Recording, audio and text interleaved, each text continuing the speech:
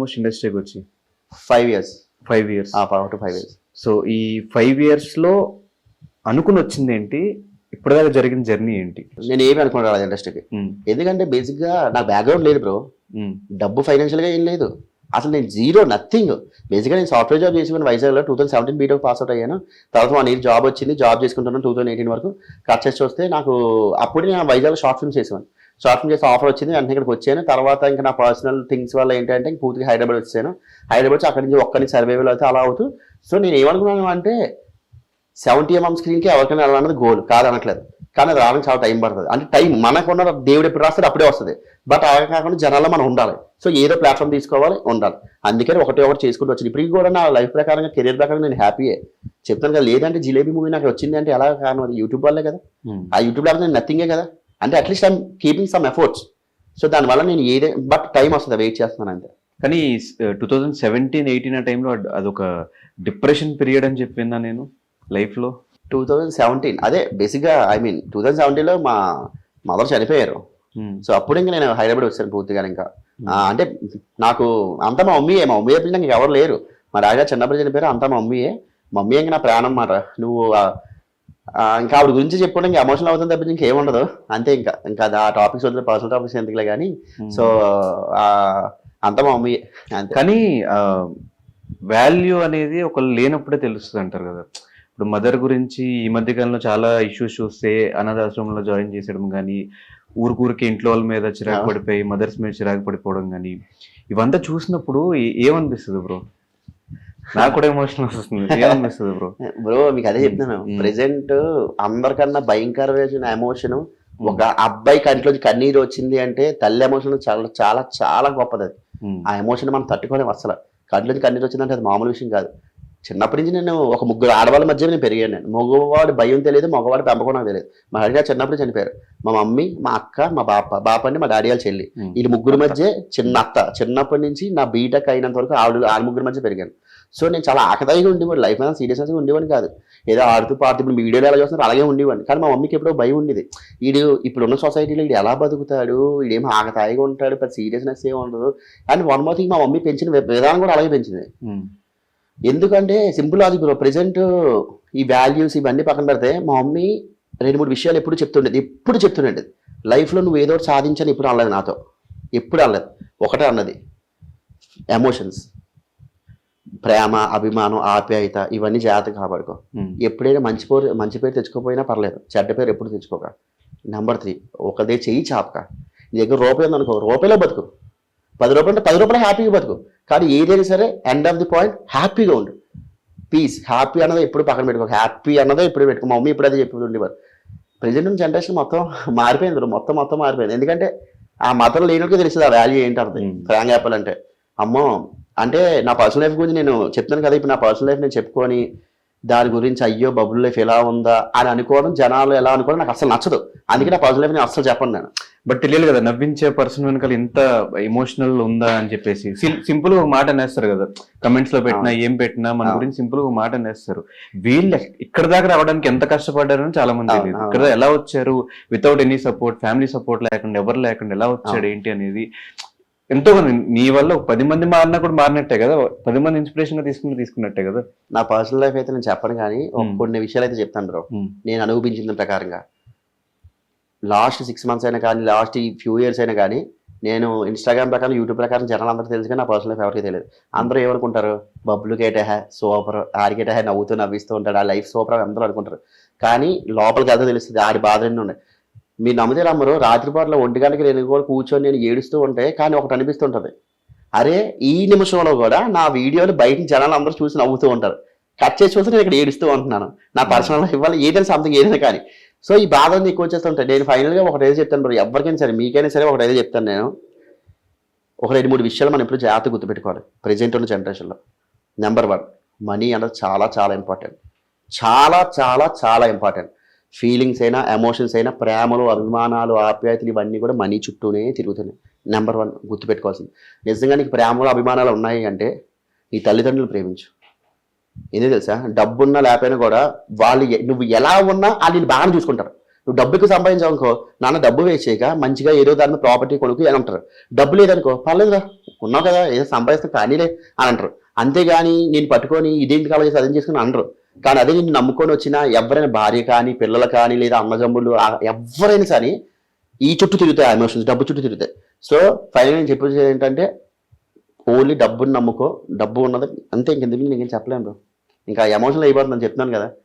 So అది so last 6 months డబ్బుల గురించి బాగా ఇబ్బంది పడినట్టున్నావు అయితే. 6 months అదే ఇంకెంతే, ఇంకెలా గోయింగ్ అని అదే ఇంకా చెప్తాను. నా పర్సనల్ ఇష్యూస్ కానీ ఏవి కానీ నేను షేర్ చేసుకోవాలనుకోవట్లేదు. నేను ఒంటరిగా వచ్చాను, ఒంటరిగా బతుకుతాను, ఒంటరిగా పోతాను అంటారు కదా. సో ఆ విధంగా లైఫ్ అంతా పోతుంది నీట్గానే. బట్ మళ్ళీ చెప్తున్నా, తల్లిదండ్రులను బాగా చూసుకో. వాళ్ళు ఇచ్చే ప్రేమ ఎవ్వరు నీకెవడు, వాళ్ళు ఇచ్చే ప్రేమ చాలా డిఫరెంట్. లేనివాడికి ఆ బాగా తెలుస్తుంది. ఇప్పుడు ఏముంది, మీ మమ్మీ నీ చుట్టూ తిరుగుతూ ఉంటుంది, నేను తిడుతూ ఉంటుంది, అది ఎందుకు ఇది ఎందుకు అన్నీ అంటుంటుంది, నీకు చాలా విసుగ్గా ఉంటుంది. వాట్ ఇఫ్ ఆవిడ లేకపోతే ఇల్లు ఎలా ఉంటుందో తెలుసు, ఒక మదర్ గాని ఇంట్లో లేకపోతే ఎంత నరకం ఎలా ఉంటుందో తెలుసు అబ్బాయిల ప్రకారంగానా. అది పడినోడికే తెలుస్తుంది, మిగతా ఎవ్వరికీ తెలియదు, పడినోడికి మాత్రమే తెలుస్తుంది. అరే 3 పూట్ల తిండి పెడుతున్నా కూడా ఈ రోజుల్లోని చాలా మంది పేరెంట్స్ తీసుకెళ్లి మీరన్నట్టు ఓల్డేజ్ హోమ్ వదిలి అన్ని చేస్తున్నారు. ఆ తిండి లేకుండా ఎంత బాధ ఉంటుందో తెలుసా మనకి. 7 years నుంచి నాకు హోమ్ ఫుడ్ లేదు. లిటరల్లీ హోమ్ ఫుడ్ చేయడానికి నాకు ఎవరున్నారని, హోమ్ ఫుడ్డే నాకు దొరకట్లేదు అసలు. ఎవరైనా పిలిచి ఇలా హోమ్ ఫుడ్ పెడితే నేను అమృతంలా ఫీల్ అయిపోతాను. హోమ్ ఫుడ్ పిలిస్తే రండి అని. మొన్న నాకు ఎవ్వరు కొంచెం క్లోజ్ అయినా కూడా పిలవండి నేను వస్తాను, ఎందుకంటే ఎవరు పిలిచినా వెళ్ళిపోతాను హ్యాపీగా. నాకు ఈ బిర్యానీలో ఏం అవసరం లేదు, మంచిగా రైస్ పప్పు చాలు. హోమ్ ఫుడ్ నాకు దొరక్క 7 years నుంచి బాధపడుతానంటే ఆలోచించు తల్లి ప్రేమ ఎంత గొప్పదో. ఇలాంటివి ఎన్నో ఇన్సిడెంట్స్ మీకు కనిపిస్తాయి మీకు తల్లి కానీ లేకపోతే. అందుకే తల్లినేమో, తండ్రి వాల్యూ కూడా నాకు తెలియదు బేసిక్. ఎందుకంటే నా డాడీ చిన్నప్పుడు చెప్పారు అంత మమ్మీయే కనుక.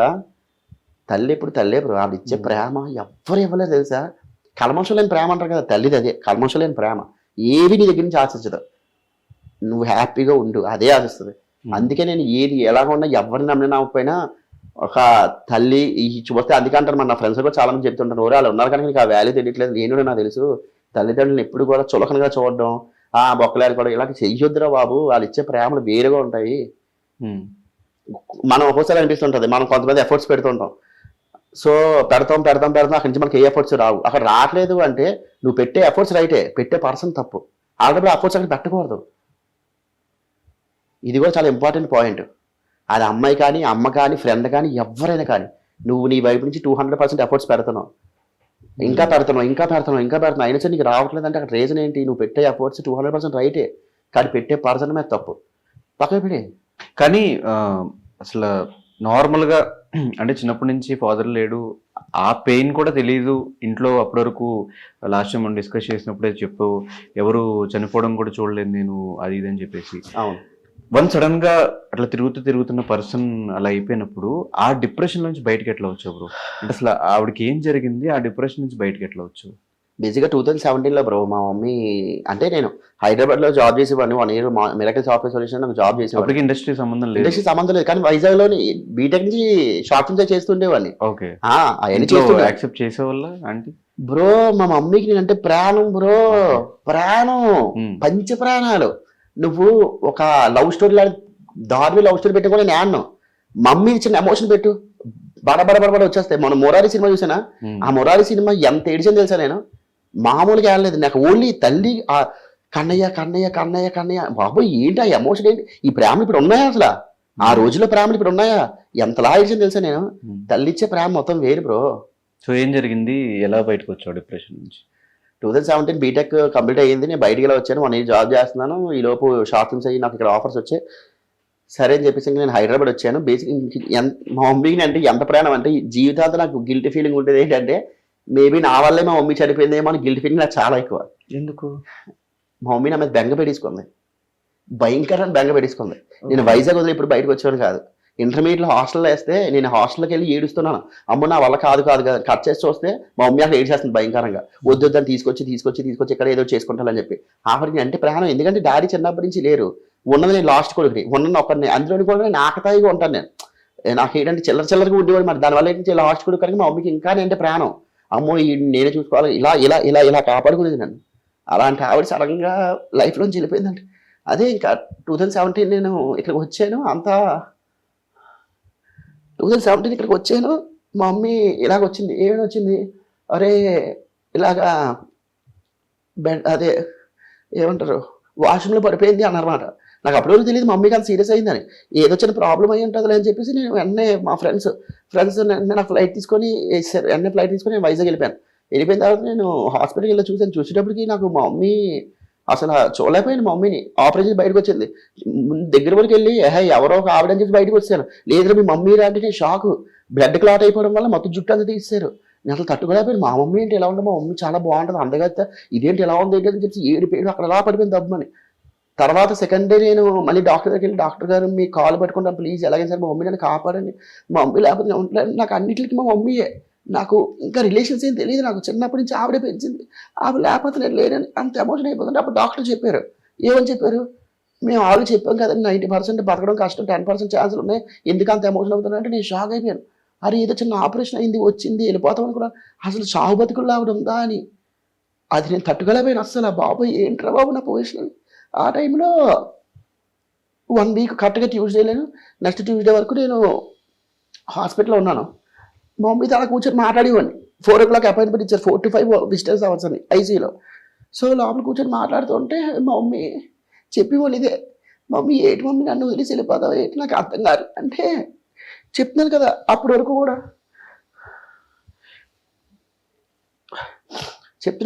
వరకు కూడా నాకు సీరియస్నెస్ లేదు. లైఫ్ మీద సీరియస్నెస్, సాధించాలి ఏదో చేయాలి, మా మమ్మీకి మంచి పేరు, ఇవేవి నాకు తెలియదు. ఎందుకంటే మా మమ్మీ నన్ను కష్టం లేకుండా పెంచింది. చెప్తున్నాను కదా ఎంత కష్టం లేక పెంచింది అంటే, భోజనం చేసేటప్పుడు కూడా రసంతోనే తిను, కూరతో తినక వేడి ఎక్కువైపోతుంది బాడీకి, ప్రతిదీ కూడా. ఇప్పుడు నాన్ వెజ్ ఉండేది అంటే చికెన్ అంతా ఉంటే నా కోసం గుండెకాయలు తీసి పక్కన పెట్టి దాచేది లోపల. ఒరే నువ్వు తినేరా ఆవిడకి నేను అంటే సర్వస్వం. జస్ట్ ఇమాజిన్ అంత ప్రేమించిన ఆవిడ సడన్గా ఆవిడ మన లైఫ్లో లేదంటే ఎలా ఉంటుందో చెప్పండి. చాలా టైం పట్టింది, లిటరల్లీ 2 years 3 years పట్టింది. ఏమో దేవుడు ఏ రీజన్ కోసం ఆవిడ నన్ను తీసుకెళ్ళిపోయి అంతే. అందుకే నీకు చెప్పాను పర్సనల్ లైఫ్ అడగకపోవాలి. ఇప్పుడు ఖచ్చితంగా ఆవిడ ఎప్పుడు ఎక్కడున్నా ఇప్పుడు ఈ పొజిషన్ చూసి నాకు తెలిసి హ్యాపీగా ఫీల్ అవుతున్నావు నువ్వు. నీతో నాకు వస్తుంది చెప్తాను కదా నా గురించి నేను చెప్పుకోవాలంటే, నేను మంచోనో కాదు నాకు తెలియదు, కానీ నేను చెడ్డనైతే కాదు. ఒక ద్రోహం చేయలేదు, ఒక అన్యాయం చేయలేదు.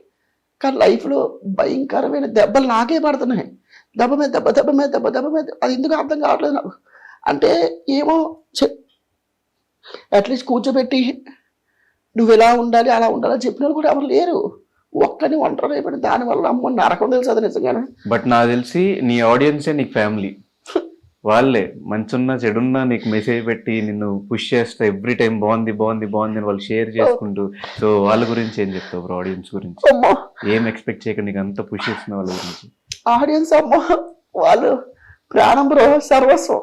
చెప్తున్నారు కదా మీరందరూ అంటుంటారు ఏంటి బ్రో ఇంకా సినిమాలు చేయట్లేదు. ఇవన్నీ పక్కన పెడితే బబ్బులు అన్నాడు బయటికి వెళ్తే ఓ 10 మంది వచ్చి హ్యాపీగా మాట్లాడతారు. బబ్బులు కూడా నీ వీడియో చాలా బాగుంది, ఎందుకు మించి ఏం కావాలి బ్రో, నేను ఏమైనా స్టార్ ఫ్యామిలీలో పుట్టానా లేదంటే బ్యాక్గ్రౌండ్తో వచ్చానా, ఇవి ఏమి రాకుండా వైజాగ్ ఇక్కడికి వచ్చినా కదా, చాలా తక్కువ మంది అండి సక్సెస్ అయింది కదా, ఇది చాలా నాకు ఇంకా ముందు చాలా చాలా ఎదుగుతాను అలా చూస్తున్నాను టైం అంతే. కానీ అసలు మాక్సిమం నెగిటివిటీ లేని పర్సన్ అయితే నువ్వే అనుకుంటున్నా తెలిసి. చాలా తక్కువ మందిలో నువ్వు కూడా ఒకడు. నెగిటివిటీ ఉండదు, పాజిటివ్ కమెంట్స్ బయటకు కనిపించినా కూడా మంచిగా మాట్లాడే ఆడియన్స్ ఉన్నారు, ఫ్యామిలీ ఆడియన్స్ అందులో ఎక్కువ ఉన్నారు. సో కాంప్లిమెంట్స్ ఎలా తీసుకుంటావు bro? What is the best compliment నీకు ఇప్పుడు రిసీవ్ చేసుకున్నాను? నేను ఇప్పటికీ కూడా ది బెస్ట్ ఏంటి అంటే, అమ్మతో ఒక రోజు నాకు వీడియో చేశాను నేను. ఆ వీడియో ఇప్పటికీ భయంకరంగా వైరల్ అవుతుంది. ఎప్పుడు అది బంజింగ్ బాబు టైంలో చేశాను. ఆ వీడియో ఏంటో తెలుసా, నా లైఫ్ అది. మా మమ్మీకి నాకున్న బాండింగ్ అదే చూపించారు. ఆ వీడియో ఇప్పటికీ కూడా ఎంత అంటే ప్రతి ఒక్కరికి భయంకరంగా ఇష్టం. ఇంక ఎంత ఇష్టం అంటే అమెరికా నుంచి నాకు కొంతమంది కాల్ చేసి, హైదరాబాద్లో మా మమ్మీ ఉన్నారు, ఒకసారి మీరు మాట్లాడతారు వీడియో కాల్ అడిగారు. నేను షాక్ అయిపోయాను. అలా 2-3 మాట్లాడాను. అమెరికాలో వీడియో కాల్ మాట్లాడడం, ఈవిడ కవర్ చేయడం, బాబు మా ఇంటికి రాబాబు, మా ఇంటికి రాబాబు మంచిగా ఫుడ్ పెడతారు అంటే. ఇక్కడ నేను వీడియో ఒకటి చేయడం గొప్పతనం కాదు, ప్రతి ఒక్కరు కనెక్ట్ అయ్యారు. ఆ వీడియో వల్ల చాలా మంది మారారు కూడా. అరే నిజంగానే అమ్మను చూసుకోవాలి కదా, అమ్మను చూసుకోకపోతే ఎలాగా, అమ్మే కదా మెయిన్ అని ఈ వీడియో భయంకరంగా వైరల్ అయింది. అది నాకు చాలా చాలా మంచి కాంప్లిమెంట్స్. ఇప్పటికీ కూడా చెప్తాను కదా, నాకు యూత్ కన్నా నా ఫ్యామిలీయే నా ఫ్రెండ్స్, నా ఫ్యామిలీయే నా ఆడియన్స్ మొత్తం అంతా. చిన్నపిల్లల నుంచి పెద్దవాళ్ళకి అందరికీ కూడా ఏంటంటే ఇదే ఇష్టం అన్నమాట, కామెడీ కామెడీ కామెడీ జనాలకి. అంటే మీరు అంటున్నారు కదా, బేసిక్గా నాకు రైటర్స్ ఎవరు లేరు. నా కాంటెంట్ నేనే రాసుకుంటాను, నేనే చేసుకుంటాను. మొన్న అంతే, ఇంకా నేను ఒక్కనే ఉంటాను అనమాట.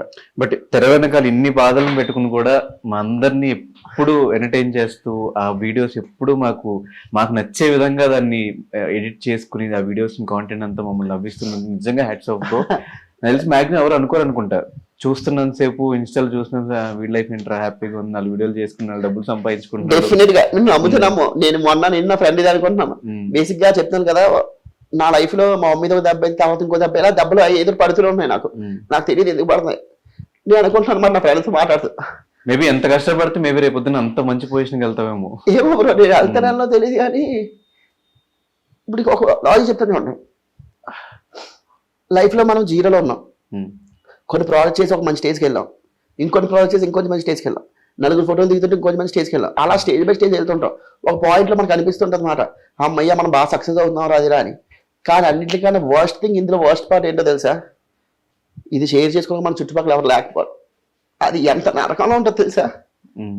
నాకెవరో తెలియని వాళ్ళు లక్షల మంది కామెంట్లు, వీడియోలు అన్ని చేస్తున్నారు, కానీ నా అనుకున్న వాళ్ళు ఎవరు లేరు నాకు. అది భయంకరమైన నరకం. అది ఎంత నరకం తెలుసా, టార్చర్. ఇఫ్ సపోజ్ మా మమ్మీ ఉంటే ఎంత గొప్పగా ఫీల్ అవుద్ది, ఎంత ఆనందపడిపోద్ది.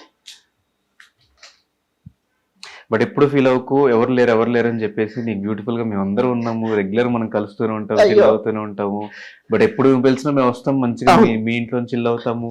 మేము పిలిచినప్పుడు నువ్వు అట్లా మా అందరికి నువ్వు ఫ్యామిలీ. అయ్యో డెఫినెట్ గా ఎప్పుడు ఇక్కడ ది బెస్ట్ పార్ట్ ఏంటో తెలుసా బ్రో, దేవుడు మనకు 99.5% ఏదో ఒక దరిద్రాన్ని ఇస్తున్నా కూడా 0.5% కొంచెం మంచి చేస్తాడు. నా 0.5% మంచి ఏంటి తెలుసా, నా ఫ్రెండ్సే. మా మమ్మీ చిన్నప్పటి నుంచి, అంటే ప్రతి ఒక్కరికి తల్లిదండ్రుల ప్రాణం అయితే, మా మమ్మీ చనిపోవడం వల్ల నాకు చిన్నప్పటి నుంచి కూడా నా ఫ్రెండ్సే నా ప్రాణం. నా కొడుకులు ఎదవలో ఎంత మంచోళ్ళు అంటే ప్రాణం. నేనంటే పంచి ప్రాణాలు. నేను చెప్పాను 2 days బ్యాక్ నాకు బేసిక్గా ఒంట్లో బాగాలేదు, నాకు కొంచెం ఫేవరేజ్గా ఉంది. ఇప్పటికి కూడా ఇంకా సిక్లో ఉన్నాను నేను. మా ఫ్రెండ్ నేను పడుకోవడం చేసి ల్యాబ్ కూడా అని చెప్పి డోర్కి టిఫిన్ మెడిసిన్ పెట్టి వెళ్ళిపోయాడు. నేను లేచిన తర్వాత ఫోన్ చేస్తాడు, బయట టిఫిన్ తింటా అన్నారు. మా మమ్మీ చనిపోయేటప్పుడు నాతో ఉన్నది, నన్ను కాపాడింది ఫ్రెండ్సే. కెరియర్ ప్రకారంగా మళ్ళీ నేను 2 years వరకు నాకు ఆఫర్స్ ఏం రాలేదు. అప్పుడే హైదరాబాద్ రావడం, సర్వైవల్ నాకు అసలు చాలా ఇంపార్టెంట్. అయినా సరే ఆ ఫ్రెండ్సే నన్ను కాపాడారు. 2 years నన్ను నేను సంపాదిస్తున్నా కూడా వాళ్ళు వద్దనిసేవారు. మేము ఈ రోజు నీతో ఉంటాం, పెళ్ళిళ్ళు అయిపోయిన తర్వాత ఎక్కడికి వెళ్తాం, అప్పుడు ఈ డబ్బులు ఖర్చు పెట్టుకో, అప్పటి వరకు నువ్వు మాతో ఉండి చాలు. అక్కడ ఫ్రెండ్సే. తర్వాత పర్సనల్ లైఫ్ లో కొన్ని అవ్వడానికి కూడా ఫ్రెండ్సే. దాని నుంచి బయటకు వచ్చిన తర్వాత మళ్ళీ నన్ను దగ్గర తీసుకొని వచ్చి నీకేరా మేము ఉన్నాం కదరా అంటే, నాకు దొరికిన ఫ్రెండ్స్ వజ్రాలు. బబ్బులు మంచి ఏంటి, చెడు ఏంటి, కోపం ఏంటి, అలకేంటి, ప్రేమ ఏంటి, అన్ని వెర్షన్స్ వాళ్ళకి తెలుసు. అందుకే నేను ఎలా ఉన్నా కూడా నన్ను రిసీవ్ చేసుకుంటారు. ఫ్రెండ్స్ అంటే ఇప్పుడు డబ్బు ఉన్నప్పుడు ఫ్రెండ్స్ అందరూ ఉంటారు, డబ్బు పోయిందని ఫ్రెండ్స్ అందరూ వెళ్ళిపోతారు అంటారు కదా. బట్ నాకు చిన్నప్పటి నుంచి వాళ్ళు నాతో ఉండడం వల్ల అన్నిటికీ నా ఫ్రెండ్సే నా ప్రాణం. అదృష్టం కొద్దీ నా ఫ్రెండ్స్కి వచ్చిన వైఫులు కూడా బంగారాలే. అందుకు వాళ్ళు అంతా కూడా నన్ను చూసుకుంటారు బాగానే. బబ్బులు దాదా ఏంటంటావు ఏమంటా, ఇంకా అదే నా ఫ్యామిలీ అయిపోయింది మాట ఈ రోజు కూడా. అందుకే ఫ్రెండ్స్ నేను ఎప్పుడు కుదురుకోను. రీసెంట్ గా జరిగిన కొన్ని దెబ్బల వల్ల నేను మైండ్ డైవర్ట్ అవ్వడం కోసం పబ్లిక్ వెళ్తుండేవాడిని. అదే ఇదే లైవ్ బ్యాండ్స్. నాకు తెలుగు పాట అంటే చాలా ఇష్టం. సో తెలుగు పాటలు అవి వెళ్తూ స్టోరీలో పెడుతుండేవాడిని. కొంతమంది మెసేజ్ చేసేవారు, బబ్బులు బ్రో నీ లైఫ్ ఏంటి బ్రో, చిల్లు బ్రో, మంచిగా పబ్కి వెళ్తున్నావు, మంచిగా అమ్మాయిల చుట్టూ ఉంటాను, సిగరెట్ కాల్సిన, మందు కొట్టిన, ఏవి చేయను. అయినా సరే నాకు సాంగ్స్ అంటే చాలా ఇష్టం. సాంగ్స్ వింటూ ఉంటాను. అయిపోయిన తర్వాత ఇంటికి వస్తాను. కింద కామెంట్ తెలుసా, బబ్బులు నీ లైఫ్ సూపర్ హే, నీకేట హే, అదృష్టవంతుడివి అంటే. అవి చూస్తూ ఉంటే ఒక తెలియని ఒక విరినవ్వు వస్తుంది మాట.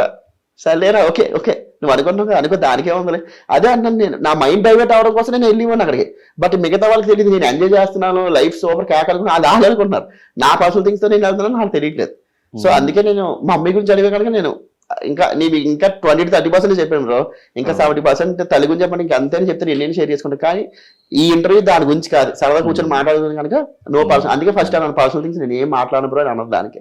కానీ అన్నిటిలో బ్యూటిఫుల్ మూమెంట్ ఏంటంటే, లైఫ్ లో గుర్తుండిపోయే చెరిష్మెంట్ మూమెంట్ ఏంటంటే, నీ లైఫ్ నాకు అనిపించింది చిరంజీవి గారి నోట్లో నుంచి ఆ పేరు రావడం. అవును, బబ్లు అని స్టేజ్ మీదకి ఇన్వైట్ చేయడం, ఆ మూమెంట్ ఎలా అనిపించింది? గాడ్ ఫాదర్ గా మనం అందరం అనుకుంటూ ఉంటాం. అనిపించడమా, చేతులు ఎలా ఉడికిపోయి తెలుసా. నేను బేసిక్ గా ఈవెంట్ పిలిచారు, టాప్ 10 ఇన్ఫ్లుయెన్సర్స్ లో నేను ఒకళ్ళు ఉన్నానని చెప్పి పిలిచారు. వెళ్ళి కూర్చున్నాను. పిలిచిన తర్వాత స్టేజ్ మీద ఎక్కమని సరే ఎక్కుతున్నాను. ఎలా ఎక్కుతుంటే చిరంజీవి గారు వస్తున్నారు అన్నమాట. అన్నింటినీ అమ్మ చిరంజీవి గారు వస్తున్నారు, సరే దూరం నుంచి చూడొచ్చు, అసలు చూడలేదు ఎప్పుడు మనం అలా కట్ చేసి చూస్తే మాట్లాడేసి అతని గురించి చెప్పాల్సింది. అదే నేను ఏమనుకుంటున్నాను, స్టేజ్ మీద గురించి చెప్పాను. కిందకు వచ్చినండి, బబ్బులు నీ వీడియోస్ చాలా బాగుంటాయి, నాకు చాలా నవ్వు వస్తాయి అన్నారు. సార్ ఏం మాట్లాడుతున్నారు సార్, మీరు నా వీడియోస్ చూస్తారా అని. అవును బాబులు, నేను ఈ వీడియోస్ చూస్తుంటాను, మంచి ఫన్ జనరేట్ చేస్తూ ఉంటాను. అంటే యాక్టింగ్ గా చేయి, చాలా న్యాచురల్ గా చేస్తావు, అసలు కెమెరా ఉందా లేదా అంటే చేస్తావు. ఇలాంటి కొన్ని మాటలు చెప్పేటప్పుడు నేను అలా ఉండిపోయాను. హైలైట్ ఏంటంటే ఈ ఆనందంలో అందరూ నేను ఒక ఫోటో కూడా తీసుకోలేకపోయాను. ఒక్క ఫోటో తీసుకున్నా బాగుంది అనిపించింది మాట. బట్ తర్వాత నాకు ఏమనిపించింది అంటే, ఫోటో తీసుకోవడం ఏంట్రా, సార్తో మనం వెళ్ళి యాక్టింగ్ చేయాలి, స్క్రీన్ షేర్ చేసుకోవాలి, సార్తో కూర్చొని ఫుడ్ తినాలి మనం, అది ఆ స్టేజ్కి వెళ్ళాలి. ఫోటోకే ఉంది, ఎవరికైనా వచ్చేస్తుంది. సో నేను అలా అయ్యనమాట. ఇన్ఫాక్ట్ నాకు గెటప్ సీన్ అన్న చాలా ఫ్రెండ్, నాకు బాగా క్లోజ్. గెటప్ సీన్ అన్న కూడా చెప్పారు, అరే మీ వీడియోస్ చూస్తుంటారా సార్, చాలా ఇష్టం యూట్యూబ్ వీడియోస్ అన్ని చూస్తుంటారని చెప్పి గెటప్ సీన్ అని చెప్పిన తర్వాత నాకు అర్థమైంది, అమ్మ బాబాయ్ చూస్తున్నారు. చెప్తున్నాను కదా, టైం వస్తే ఎవరు ఆపలేరు, ఆ టైం కోసం వెయిట్ చేయాలి. అప్పటి వరకు ఎఫర్ట్స్ ఏదో పెడుతూ ఉండాలి మనం, ఆ ఖాళీగా ఉండకుండా. అంతే. మన యూట్యూబ్ షార్ట్స్ లో అన్నిటికన్నా హైయెస్ట్ 116 మిలియన్ వ్యూస్ ఆ వీడియో గురించి ఏం చెప్తే ఎలా అనిపించింది? ఆ వీడియో అంత వైరల్ అయిన తర్వాత అమ్మో భయంకరంగా వెళ్ళింది బ్రో. నేను అసలు ఎక్స్పెక్ట్ చేయలేదు, అది 116 మిలియన్ వెళ్ళిపోయిందని నేనే షాక్ అయ్యాను. ఏంట్రా ఎంత వెళ్ళిపోయింది అని. అంటే అదే బ్రో, కొన్ని వీడియోస్ నాకు ఎలా ఉంటాయంటే, నేను రాసుకొని కెమెరా పెట్టుకొని చేయను, కొన్ని పబ్లిక్ లోకి వెళ్ళి చేస్తుంటాను. ఇది బేసిక్ గా పబ్లిక్ లోకి వెళ్ళింది మాట. ఆ నూడిల్స్ తిని వీడియో ఏదైతే ఉందో, వారు వీడియో ఆన్ చేయాలి. సరే నా ఆన్ చేశాడు. ఆన్ చేసిన తర్వాత ఆవిడ వచ్చింది, నూడిల్స్ అయి పెడుతుంది మరి ఎలా పెడుతూ అంటే, సో అక్కడి నుంచి నార్మల్ చేశాను. కట్ చేసి చూస్తే అది 116 మిలియన్ వెళ్ళిపోయింది. అది అలాగైనా. సో కొన్ని వీడియోస్ ఏంటి అంటే, షూట్ కోసం అనుకుంటాను కానీ నేను న్యాచురల్ గానే బయట అలా చేసేస్తుంటాను. చెప్తున్నాను కదా బ్రో, నేను వీడియోస్ లో ఎలా ఉంటానో బయట కూడా అలా ఉంటాను, అంతే. అంత మించి ఇంకేం లేదు. అది. సో నీ వీడియోస్ నీకు బాగా నచ్చిన వీడియో ఏంటి? లార్డ్ లఫన్ బ్రో. లార్డ్ లఫన్ ఒక సిరీస్ ఉంది, ఆ సిరీస్ నాకు చాలా చాలా ఇష్టం. డైరెక్టర్ ఏమో అరుణ్ పవర్ డైరెక్ట్ చేశారు అతను. చూసారు, నాకు చాలా అంటే మీరు నమ్మితే నమ్మరు, విత్ ఇన్ 12 days లో మొత్తం 10 episodes షూట్ చేశాను తెలుసా. మార్నింగ్ 7 o'clock షూట్ స్టార్ట్ అయితే నైట్ 11-12 అయ్యేది షూట్ అయ్యేటప్పటికి. బద్దకం కదా అందులో, బద్దకం ఫుల్ బద్దకస్తున్నమాట. ఫుల్ నేను పెట్టాల్సిన 100,000 ఎఫర్ట్స్ నేను అందులో పెట్టాను తెలుసా. అది చాలా తక్కువ బడ్జెట్ లో చాలా ఫాస్ట్ డిస్క్రిమినేషన్ ఒకటి, ఫ్యాట్. నేను ఆ వీడియో కోసం లిటరల్లీ 8 to 10 kgs పెరిగాను తెలుసా. నేను బేసిక్ గా లావే, కానీ దానికి ఏంటి బద్దకం కంటే ఇంకొంచెం లావుగా, అంటే నేను కదలేకపోతున్నా, నన్ను లావుగా ఉంటే బాగుంటుంది. నేను 8 to 10 kgs పెరిగాను. దాని నుంచి మనకి సన్నవాళ్ళని చాలా టైం పట్టింది నాకు అప్పట్లో. ఇప్పుడంటే కొన్ని ఇంకా పర్సనల్ థింగ్స్ వల్ల ఆటోమేటిక్ గా సన్నం అయిపోయాను నేను. అంటే అప్పటి మీద ఇప్పుడు కొంచెం సన్నం అయ్యాను, కానీ అమ్మో సన్నవడం కూడా చాలా కష్టమరు బాబు. ఈ జిమ్ ఇవంతా రెగ్యులర్ కనిపిస్తున్నాయి మధ్యకాలంలో. జిమ్ నేను బేసిక్ గా వీడియోస్ చేయడానికి, లేకపోతే జిమ్ కి వెళ్తున్నా? లేదు, నేను జిమ్ కి వెళ్ళను. బేసిక్ బ్యాడ్మింటన్ ఆడతాను. బ్యాడ్మింటన్ నాన్ స్టాప్ గా ఆడతాను. నాకు బేసిక్ గా ఈ ఒళ్ళు అనేది ఎలా వచ్చింది అనుకుంటున్నారు, నాకు థైరాయిడ్ ఉంది బేసిక్ గా. ఆ థైరాయిడ్ వల్ల వచ్చిన ఒళ్ళు నాకు ఇది. అంతేగాని నేను తినే ఫుడ్ కూడా చాలా తక్కువ తిని, ఎక్కువ తినలేదు కూడా నేను. కానీ ఒకప్పటితో కంపేర్ చేస్తే ఇప్పుడు కొంచెం తగ్గినట్టున్నావు కదా. 10 to 12 kgs తగ్గి లిటరల్ గా నమ్ముతున్నాము కదా. మొత్తం తగ్గిపోయాను, మొత్తం ఇలా లాగేసి మరి. దేని వల్ల? బ్యాడ్మింటన్ వల్ల, లేకపోతే ఈ టెన్షన్స్, ప్రెషర్స్? ఏదైనా కానీ తగ్గడం మంచిది అయింది కదా లైఫ్ లోని. సో తగ్గాను, లైఫ్ మీద కొంచెం సీరియస్నెస్ వచ్చింది, ఇంకా ఎఫర్ట్స్ మంచిగా పెడుతున్నాను అంతే. ఏం బ్రో అల్టిమేట్ గోల్స్ ఏంటి లైఫ్ లో? నవ్వుతూ ఉండాలి, నవ్విస్తూ ఉండాలి, హ్యాపీగా ఉండాలి. ప్లాట్ఫామ్ అన్నది నేను అంత కాన్సన్ట్రేట్ చేయను. చెప్తాను కదా, యూట్యూబ్ అవని, వెబ్ సిరీస్లో అవని, ఇన్స్టాగ్రామ్ అవని, 70mm స్క్రీన్ అవని, ఫైనల్గా నేను జనాలు నవ్విస్తున్నానా, అన్నిటికన్నా ఫైనల్ గోల్ 70mm స్క్రీనే. అది ఎవరికైనా సరే, నాకు అదే. కానీ అది మనం అనుకుంటే అవ్వదు, అది రాసిపెట్టి ఉంటే అవుతుంది. ఎందుకంటే మనం ఎఫర్ట్స్ పెట్టలేదు అనుకుంటే పర్లేదు. ఏ ఆఫీస్కి వెళ్ళినా కూడా నన్ను గుర్తుపడతారు, బబ్జీకి బబ్బులు మై బాగా చేస్తారు, కామెడీ బాగా చేస్తారని గుర్తుపడతారు. కానీ మనకు అనుకునే క్యారెక్టర్ రాయడం అనేది అది మన అదృష్టం అయి ఉంటారు. ఒక విధంగా నేను జిలేబీ అనేది నేను అలాగే అదృష్టంగా ఫీల్ అయ్యాను. సార్ నా వీడియోస్ చూశారు, ఇది బాగా చేస్తున్నారని చెప్పి తక్కువ పిలిచారు, ఓకే చేశారు అంతే. సినిమా నాకు వర్కౌట్ అవ్వలేదు. సినిమా మంచి హిట్ అయింది, ఓటీటీకి వచ్చిన తర్వాత ఇంకా బాగా హిట్ అయింది, మంచి జిలేబీ అనేది చాలా మంచి రెస్పాన్స్ వచ్చింది. కానీ నాకు వర్కౌట్ అవ్వలేదు. వర్కౌట్ అవ్వడం అంటే ఏం తెలుసా బ్రో, ఒక సినిమా ద్వారా ఇంకో 2-3 సినిమాలు రావడం అంటే అది మనకు వర్కౌట్ అయినట్టు. లేదు అంటే జనాల నుంచి ఒక మంచి రెస్పాన్స్ రావడం. కానీ like, share and subscribe cinema చూసాను నేను. చూసినప్పుడు డైలాగ్స్ పెద్దగా లేవు. అవును, ఎక్కడన్నా కనిపిస్తే ఒక ఆర్టిస్ట్ లా ఒక పక్కన కనిపిస్తున్నావు తప్ప నీ మీద పర్టికులర్ ఒక సీక్వెన్స్ కానీ ఏం లేదు. అవును, అయినా కూడా ఆ సినిమా యాక్సెప్ట్ చేయడం రీజన్ ఏంటి? మెల్లబాగ్ గాంధీ గారు పెద్ద డైరెక్టర్, మెల్లబాగ్ గాంధీ గారు మంచి డైరెక్టర్. సో నాకు డైరెక్టర్ గారు పిలిచి చేస్తామని అంటే నేను ఇంకా ఇంకో విషయం తెలుసా బ్రో, నాలో ఉన్నది ఒక ప్లస్ మైనస్ నాకు తెలియదు, కానీ నేను స్టోరీ విన్నాను, నా క్యారెక్టర్ ఏంటని నేను విన్నాను, ఎన్ని డైలాగ్స్ ఉన్నా కూడా నేను విన్నాను. వాళ్ళు ఇచ్చిన డైలాగ్ ది బెస్ట్ నేను ఎలా ఇవ్వాలని అదొకటి నేను ఆలోచిస్తాను. నేను అనుకుంటాను అనమాట, స్టోరీ విని అంత స్టేజ్కి నేను ఇంకా వెళ్ళలేదు. చెప్తాను కదా, నన్ను నేనే కొంచెం తగ్గించుకుని ఉంచుతాను. నీకు అంత సీన్ లేదురా, ఇంకా టైం ఉన్నది నీకు, సో నాకు నేనే తగ్గించుకుంటుంటాను అనమాట. అందుకని నాకేంటి సూపర్ టైం వస్తుంది, లైఫ్ వస్తుంది, జనాలు గుర్తుపడుతున్న ఫోటోలు దిగుతాను, ఇవన్నీ కాదు, ఇంకా టైం ఉంది, ఇంకా ఇప్పుడు నాకు స్టార్ట్ అయ్యింది అంతే, ఇంకా నేను కష్టపడాలి, ఎఫర్ట్స్ పెట్టాలి. సో కనుక నాకు ఏ మూవీ ఆఫీస్ నుంచి వచ్చినా ముందే వెళ్తాను, ఆడిషన్స్ అవి ఇచ్చేస్తాను. సో అలాగే మెల్లబాగ్ గాంధీ గారి దగ్గర నుంచి నాకు ఫోన్ వచ్చింది, వెళ్ళాను, బబుల్ని దీన్ని సెట్ అవుతుంది అన్నారు. సర్లే సార్ అన్నాను. సో క్యారెక్టర్ అయితే అంత పెద్దది కాదు కానీ మంచి క్యారెక్టర్ అన్నారు. సార్ క్యారెక్టర్ ఉంది సార్, మీ సినిమాలో చేస్తున్నాను, చాలండి ఈ సినిమా కాదు నెక్స్ట్ సినిమా ఇంకా చేద్దాం, ఇంకా ఇప్పటికే స్టార్ట్ అయింది, ఇంకా అలా మాట్లాడి ఇంకా ఆ రోల్ అలా చేశాను, లైక్ చేశాను. సో సినిమాలు ఇప్పుడైనా ఈ ఇయర్ లోనైనా స్టార్ట్ అయింది గట్టిగా? ఇయర్ లో స్టార్ట్ అయింది, లాస్ట్ ఇయర్ నుంచి కూడా చేస్తున్నాను. అది చెప్తాను, నేను చేయడం చేస్తున్నా, కాకపోతే జనాలకి రీచ్ అవ్వట్లేదు అవి, అంటే ఇలా వచ్చి అలా పోతున్నాయి, దానివల్ల తెలియట్లేదు. సో మళ్ళీ బ్యాక్ టు ఈ వెబ్ సిరీస్ ఏమైనా చేసే ఉద్దేశాలు ఉన్నాయా? ఆ రకంగా ఏమైనా చేస్తున్నావా? OTT subjects or something? ఓటీటీకి 2 వెబ్ సిరీస్ చేస్తున్నాను బ్రో. ఆహాలో ఫుల్ ఆహాలోని ఒకటి చేస్తున్నాను, అమెజాన్ ప్రైమ్ అది ఇంకా కన్ఫర్మ్ గా తెలియదు. 2 వెబ్ సిరీస్ అయితే చేస్తున్నాను. ఇంకా యూట్యూబ్ ఇంకా వదిలేసి చేస్తా. అయ్యో భలే చెప్పు, ఏం మాట్లాడుతున్నావు, వెళ్ళాలి కదా నెక్స్ట్ స్టెప్ కి అంతెల్లా కూడా యూట్యూబ్ వీడియోస్ అనేది నేను చేస్తా. చెప్తాను కదా, జనాల్లో యూట్యూబ్ ప్రకారం ఇష్ట ప్రకారం నేను ఉంటా డెఫినెట్ గా. కొంత టైం తీసుకుంటున్నా, ఎందుకంటే ఎంత నేను చేసినా కూడా అది ది బెస్ట్ కాదు నాకే తెలుస్తుంది. జనాలు మ్యాచ్ అన్ని నచ్చేస్తుంటాయి, కానీ నాకు అనిపిస్తుంటది ది బెస్ట్ వెళ్ళిన వీడియో కూడా ఇది ఇంకా బెస్ట్ చేస్తుంటే బాగుంది కదా అని ఫీలింగ్ నాకు ఉంటది. సో అది బెస్ట్ నేను ఇవ్వాలి అనుకుంటే ముందు నేను సెట్ అవ్వాలి, నా మైండ్ సెట్ అవ్వాలి. సో నా పర్సనల్ లైఫ్ అంతా కొంచెం అంతా ఓకే బాగుంది సెట్ అయిన తర్వాత అప్పుడు నేను డెఫినెట్లీ మళ్ళీ యూట్యూబ్ లోకి వెళ్ళిపోతాను. సో ఫ్యూచర్ ప్రాజెక్ట్స్ అయితే 2 ఉన్నాయి. అది కాకుండా మూవీస్ కూడా ఉన్నాయి. మూవీస్ మనాలి ఒక మూవీ చేస్తున్నాను, నెక్స్ట్ ఖైరత్ అని చెప్పేసి ఒక మూవీ చేస్తున్నాను. అవి కూడా కొత్త వాళ్ళతో ఫుల్ లెంత్ సినిమా అంటారు. ఆల్రెడీ మనలో షూట్ అయిపోయింది, ఆల్రెడీ అది ఒక 25 days షూట్ అయింది. మళ్ళీ ఇప్పుడు హైదరాబాద్ లో 2 days 3 days షూట్ అనమాట. అది కూడా ఫుల్ లెంత్ హీరో ఫ్రెండ్ మొత్తం అంతా ఉంటాను నేను. ఇవి కాకుండా పైప్ లైన్ లో 2-3 ఉన్నాయి, మాట్లాడుతున్నాయి, డిస్కషన్స్ అవుతున్నాయి. ఇన్స్టాగ్రామ్ వీడియోస్ ఎలా వస్తాయి థాట్స్? అంటే ఏమన్నా ఇన్స్పైర్ అవుతావా? ఏదో అంటారు కదా, ఏదో బాలీవుడ్ వీడియో చూసో హాలీవుడ్ వీడియో చూసో కాన్సెప్ట్ తీసుకుని చేస్తావు, లేదంటే జనరల్ గా ఇద్దరు మాట్లాడుకుంటే ఏదో వస్తుంది చేస్తావు? లేదు 80 to 90% నా ఫ్రెండ్స్ తో కూర్చున్నప్పుడే నాకు థాట్స్ వస్తాయి. చెప్తున్నాను కదా, నా ఫ్రెండ్స్ చెత్తనా కొడుకులు నా బంగారం అని, అక్కడ కూడా కాన్సెప్ట్ చాలా చెప్తారు. బంచిక్ బాబులు హిట్ అవ్వడానికి కారణం ఫ్రంట్ ఫేస్ నాదైతే బ్యాక్ ఫేస్ నా ఫ్రెండ్సే. ఆ సాఫ్ట్వేర్ జాబ్ చేసుకునే రైటర్స్ కాదు. కానీ వాళ్ళకి ఏం చెప్పారు తెలుసా, నువ్వు కొన్న నీ అటైర్ కి లవ్ స్టోరీలు అందగా నీ బొక్కలని తీయకుండా మంచిగా నీ లైఫ్ లో నువ్వేం ఫేస్ చేసావు అవే తీయం అన్న తర్వాత before BTech after BTech work from home night shift కష్టాలు ఇవన్నీ నా ఫ్రెండ్స్ అదే ఇవన్నీ ఫేస్ అవుతున్నారు, అవే తీసేనే అవే హిట్లు కొట్టాయి. అక్కడి నుంచి నా లైఫ్ అన్నది నమ్మనమ్మది అలా వెళ్తున్నది అనమాట. దానివల్ల అదే అంత మించి ఇంకేం లేదు. ఇప్పుడు కూడా నేను అదే పొద్దున వీడియో అదే 80 to 90% నా ఓన్ కాన్సెప్ట్స్ నేను చేస్తుంటాను. మిగతా 10% ఇన్ఫ్లుయెన్స్ అవుతుంటాను. హిందీ ఏమేమి చూసారు, ఇది బాగుంది కానీ ఇది మన స్టైల్లో మనం చేద్దాం, బాగుంటది ఇది అని చెప్పి ఇట్లకి ఇన్ఫ్లుయెన్స్ అయ్యి ఆ విధంగా చేస్తాను అనమాట. సూపర్. సో ఇట్లాగే మమ్మల్ని అందరినీ ఎప్పుడు నవ్విస్తూ నువ్వు ఎన్ని బాధలైనా పడు, ఎలాగ పడతాను డెఫినెట్ గా బ్రో. ఆర్టిస్ట్ అన్నాక మనకి ఎన్ని పర్సనల్ లైఫ్, ఎన్ని బాధలు, ఎన్ని దరిద్రాలు, ఎన్ని వర్స్ట్ థింగ్స్ ఉన్నా కూడా అవన్నీ మన బ్యాక్ హ్యాండ్. ఫ్రంట్ హ్యాండ్ వాళ్ళకి ఇవ్వాల్సింది ఎంటర్టైన్మెంట్, నవ్వడం, నవ్వించడం. అది ఎప్పుడు మనం గుర్తుపెట్టుకోవాలి. నేనైతే ఇప్పుడు అది నమ్ముకుంటాను. నేను అందుకే ఏ రోజు కూడా నా బాధను తీసుకొచ్చి నేను కెమెరా ముందు తీసుకొచ్చి నేను ఎంత బాధపడుతుంది ఇప్పుడు చెప్పాను. ఇన్ఫాక్ట్ నేను ఇప్పుడు కూడా నా పర్సనల్ లైఫ్ చెప్పను అంటున్నాను. బట్ నువ్వు అడిగి అది కూడా మా మమ్మీ విషయం కొంతమంది వాళ్ళు తెలిసి కనుక అందుకని మమ్మీ విషయం నేను రివీల్ చేశాను. బేసిక్ ఇది నేను ఫేస్ అవుతున్నాను. లేదంటే నా పర్సనల్ చెప్తాను కదా, మన వెనకాల బొక్కలు ఇప్పుడు మనం చెప్పుకోవాలి, మన మంచిగా మనం చెప్పుకోవాలి. బట్ డెఫినెట్ గా బ్రో ఇంకోసారి అట్లా బాధపడినప్పుడు మేమందరం ఉన్నాం, అలాంటి నీ ఆడియన్స్ చాలా మంది ఉన్నారు, ఎప్పుడు సపోర్ట్ గా అది కూడా ఒకసారి మైండ్ లో పెట్టుకుని ఇంకా కొత్తగా నువ్వు ఎట్లా ఆల్రెడీ రికార్డ్ చేస్తున్నావు కాబట్టి ఇంకా కొత్తగా ఏమైనా చేయాలన్నా కూడా ఎంకరేజ్ చేయడానికి మా వాళ్ళందరూ రెడీగా ఉన్నారు. నెక్స్ట్ ఆహా సబ్జెక్ట్ కానీ, తర్వాత ప్రైమ్ సబ్జెక్ట్ కానీ, తర్వాత సినిమాల్లో కనిపించినా కూడా మేమందరం రెడీగా ఉన్నాం. ఇలాగే ఎంటర్టైన్మెంట్ ఇస్తూనే ఉంటావు అని చెప్పి లైఫ్ లాంగ్ ఇలాగే నువ్వు ఇట్లాగే నవ్వుతూ ఉండాలి, మమ్మల్ని ఇలాగ నవ్విస్తూ ఉండాలి, ఆ డిప్రెషన్ స్టేట్ లో నుంచి బయటకు వచ్చేయాలని మనస్ఫూర్తిగా కోరుకుంటూ all the very best. And thank you so much మాకు. సో ఫైనల్ గా మీ సబ్స్క్రైబర్స్ అండ్ మీ ఫాలోవర్స్ గురించి ఏం చెప్తావు, వాళ్ళకి ఏం చెప్తావు?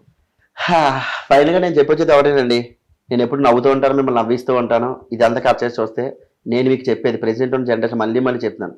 ప్రెసెంట్ ఉన్న జనరేషన్ లో డబ్బు అనేది చాలా చాలా ఇంపార్టెంట్. ఎమోషన్స్ అయినా, ఫీలింగ్స్ అయినా, ప్రేమలు, అభిమానాలు అన్ని కూడా వాటి చుట్టే తిరుగుతున్నాయి.